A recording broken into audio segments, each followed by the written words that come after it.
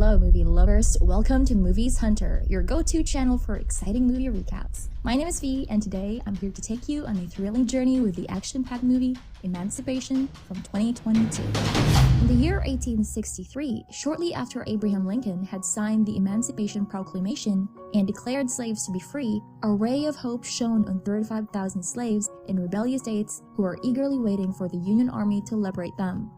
They had a tough choice to make: to wait or to escape and seek freedom themselves. Amidst this backdrop, our story begins in Louisiana, where a slave named Peter was spending his final moments with his beloved family, his wife Dodienne, and 3 children, before he was set to be transferred to a new plantation in Clinton. Peter was unwilling to be separated from his family, and he fought the handlers who tried to take him away. However, when one of the men pointed a gun at Dodienne, Peter was forced to relent and was taken along with other slaves. Peter and his fellow slaves had endured endless abuse and discrimination upon arriving in Clinton. It was a place where they were treated like mere property and subjected to the brutalities of their masters. Plus, Clinton was also my first kiss, just a fun fact. One slave, John, had already tried to escape but was caught and branded on his cheek as a warning to others. Peter talked about his unwavering faith in God, but John wasn't having it. He dismissed Peter, saying that there was no God to save them from their cruel fate. One night, Peter overheard some news that would change everything. Lincoln's army was in Baton Rouge, and many slaves were making a run for it to escape the horrors of slavery.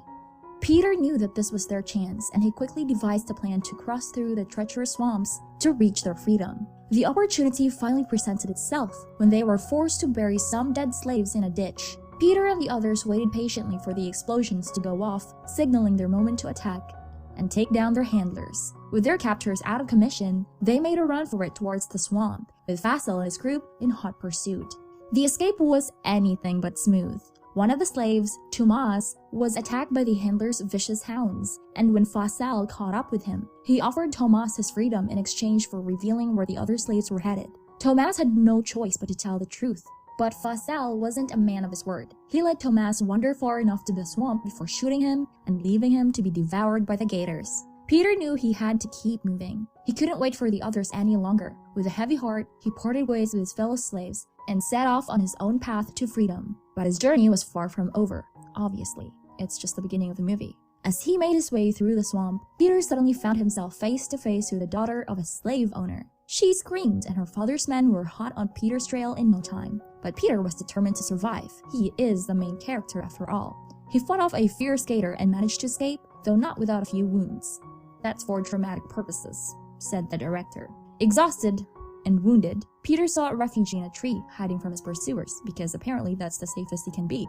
As he tended to his wounds, he couldn't help but think about the price of freedom. Is it $1 million? Who knows?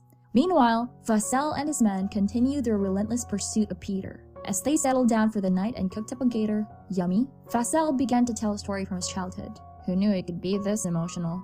Anyway, it was about a female slave who had been kind to him, but when Faisal's father found out, he brutally murdered her.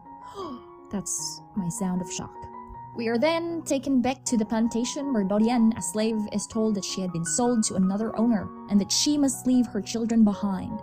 Forced into marriage with a stranger, Dodienne has no choice but to prepare her children for separation. As she works on a cotton machine, she decides to take matters into her own hands and sticks her arm in, causing a severe injury to herself, rendering her unable to be sold. Okay. Meanwhile, Peter right here is doing everything he can to survive in this brutal and unforgiving world. He scavenges for food and water and even uses onion to mask his scent from the slave owner's dogs. It's a desperate measure, but he knows it might be the only thing that keeps him alive. He then comes across John and quickly shares his onion trick, but their moment of respite is cut short when Faisal and his men come into view. John climbs up a tree to hide while Peter does his best to keep himself concealed. Unfortunately, Faisal is one step ahead and shoots John down. When John refuses to reveal Peter's location, Faisal decapitates him, leaving Peter to watch in horror as his friend's life is taken from him. As the moon hung high in the sky, that sounds so poetic, Peter found himself in a desolate, burned-down house. It was a gruesome sight. The family that once lived there had been brutally murdered. Amidst the rubble, he spotted a slave girl who was barely alive. He knew he had to act fast and get her to safety, but it was too late, as she took her last breath and passed away. As she died, she handed him a cross necklace, a precious gift in her final moments. Just then, a slave handler appeared out of nowhere.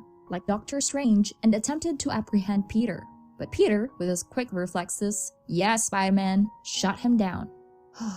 The slave handler was not alone. Knowles, a man who supported Peter's abuser, was also there. Peter knew he had to make Knowles pay for his wrongdoings. Before he took his last breath, Peter made sure to let Knowles know that he was the worst kind of person for supporting his abusers.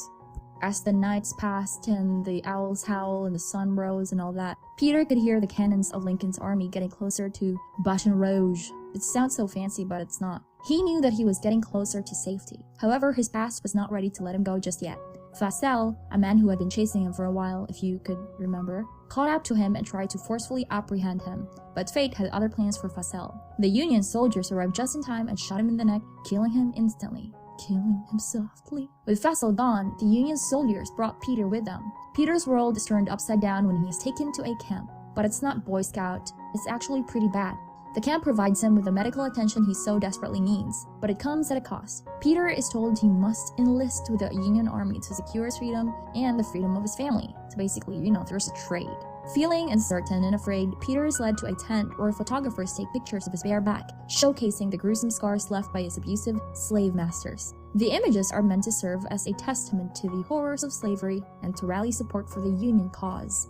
Despite his fear, Peter becomes a soldier and fights alongside Captain Andrew, but I want to call him Captain Hook. Anyway, when questioned by General Dwight, Peter states that he will fight against the very people who had once abused him. The soldiers are tasked with infiltrating a Confederate camp and seizing their cannons. As they charge into battle, the carnage is intense and the casualties are severe. Tragically, Captain Andrew, Captain Hook, falls in the line of duty, but Peter refuses to let his fallen comrade's sacrifice be in vain. He leads a charge, inspiring his fellow soldiers to push through the Confederate lines and take over the camp. The Union emerges victorious, but the cost is high. The native guard marches through Peter's old plantation, which is a place he once called home. As he watches, he witnesses the execution of his fellow slave, Lyons. The weight of the situation hits Peter, and he realizes that it's time for him to make a move. With a heavy heart and a sense of determination, he sets out to find his family. As he walks around the plantation, Peter sees the people he once knew, celebrating their newfound freedom. Finally, after what seems like an eternity, he spots his family. Tears stream down his face as he embraces them, grateful for this moment of joy amidst the chaos of war. Together, they bow their heads in prayer, giving thanks for their newfound freedom. The ending text reminds us that Peter's story is just one of millions. His image, once a symbol of slavery, became a world-famous image of freedom and hope. On June 19, 1865, over 4 million enslaved African Americans were declared free. Peter's story is a testament to the human spirit and the power of hope in even the darkest of times. And so, this was the story of emancipation.